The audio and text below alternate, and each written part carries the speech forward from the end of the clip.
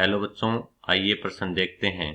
हमें कथन दिया है यौगिक CH3 CH CH3 O CH2 CH2 CH3 का IUPAC नाम 2-एथोक्सी 2-मेथिल एथेन है। हमें कारण दिया है कि IUPAC नामकरण में ईथर को हाइड्रोकार्बन का व्युत्पन्न माना जाता है, जिसमें हाइड्रोजन परमाणु OR अथवा OAR समूह द्वारा प्रतिस्थापित होता है, जहां R एल्किल समूह है और AR एरिल समूह है। मुख्य अवधारणा। ईथर का सामान्य संरचना सूत्र होता है ROR, जिसमें एक ऑक्सीजन परमाणु दो एल्किल अथवा एरिल समूहों से जुड़े रहते हैं।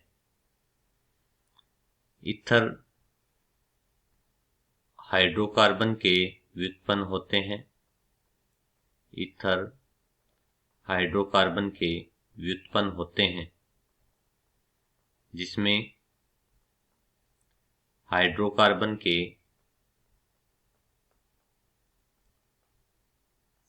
हाइड्रोजन परमाणु का प्रतिस्थापन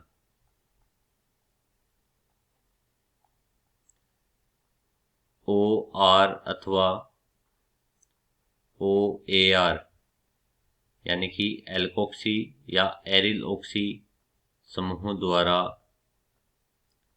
किया जाता है। उदाहरण के लिए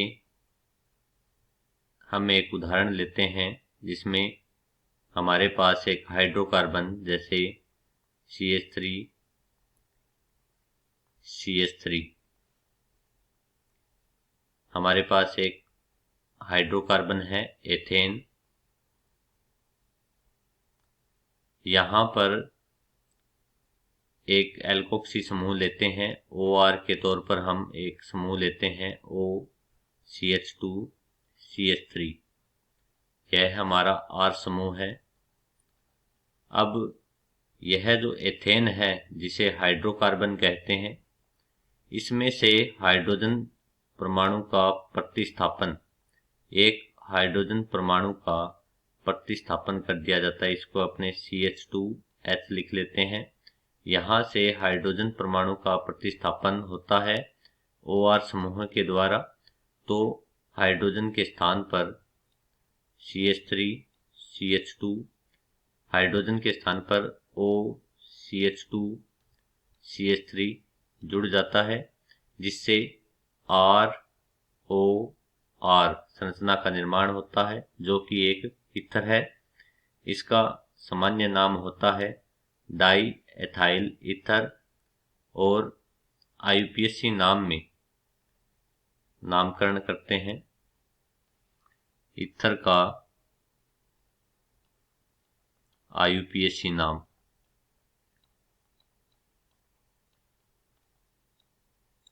ईथर का जब IUPAC नाम लिखा जाता है तो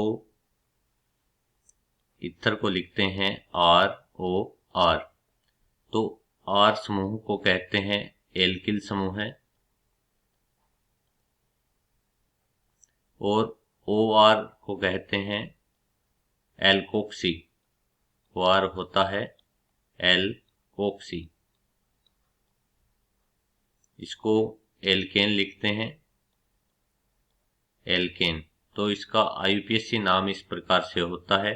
ऑक्सीजन के साथ जुड़े हुए समूह को कहते हैं एल्कोक्सी, को पहले लिखा जाता है, फिर लिखते हैं एल्केन। एल्कोक्सी एल्केन लिखा जाता है। यहाँ पे एल्कोक्सी समूह में कम कार्बन वाले समूह को लिया जाता है। कम कार्बन वाले समूह को लिया जाता है। जिस तरफ श्रृंखला में कार्बन की संख्या ज्यादा होती है उसको लिखते हैं एल्केन और छोटे समूह को लिखते हैं एल्कोक्सी। उदाहरण के लिए जैसे कि CH3 CH2 O CH3।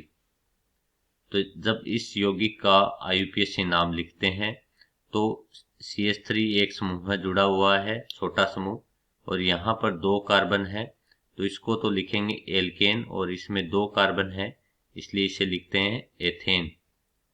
और यह समूह है OCH3 समूह कहलाएगा मेथोक्सी, क्योंकि एल्कोक्सी लिखते हैं, एक कार्बन है तो मैथ, O के लिए ऑक्सी, तो मेथोक्सी। तो इसका नाम होगा मेथोक्सी एथेन, मेथोक्सी एथेन। इस प्रकार चूंकि हमें यौगिक A दिया गया है जिसका हमें IUPAC नाम लिखना है, हमारे पास यौगिक A है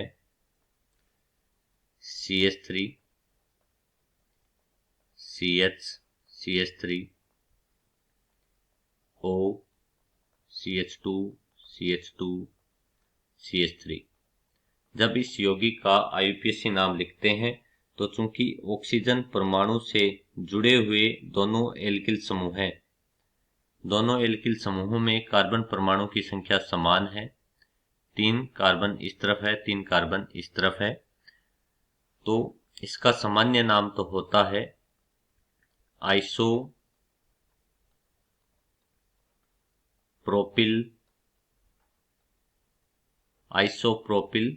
प्रोपिल ईथर, प्रोपिल ईथर तो होता है सामान्य नाम। जब इसका IUPAC नाम लिखा जाता है, IUPAC नाम लिखते हैं, तो यह एक सीधी कार्बन श्रृंखला है, तो इसको लेंगे एल्केन, यह श्रृंखला होगी एल्केन, ये एल्केन बोलेंगे इसको। और जो एल्कोक्सी, यह समूह है एल्कोक्सी समूह होता है। अब पहले एल्कोक्सी समूह का नाम लिखते हैं, तो IUPAC नाम होगा, ऑक्सीजन के साथ जुड़ा हुआ है तो 1, और यहाँ पर इस कार्बन में 1 2, जब श्रृंखला बनती है एल्कोक्सी समूहों का नाम लिखा जाता है तो 1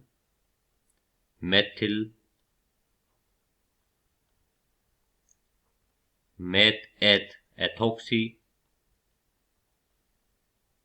1 मेथिल एथोक्सी, तो ऑक्सी समूह आ गया। उसके बाद लिखेंगे एल्केन को तो प्रोपेन। तो इस प्रकार यौगिक का IUPAC नाम होगा 1 मेथिल एथोक्सी प्रोपेन। तो कथन देखते हैं। कथन दिया है कि IUPAC नाम 2 एथोक्सी 2 मेथिल एथेन है, तो अतः कथन हमारा क्या होगा, कथन असत्य है, कथन असत्य है। जबकि कारण में, चूंकि हमें पता है कि ईथर हाइड्रोकार्बन के व्युत्पन्न होते हैं जिसमें हाइड्रोजन परमाणु का प्रतिस्थापन OR समूह के द्वारा या OAR समूह द्वारा किया जाता है, अतः हमारा कथन सही है, परंतु कारण सत्य है। कारण क्या है, सत्य है, और कथन असत्य है। आशा करता हूं आपने इसे अच्छे से समझा होगा। धन्यवाद।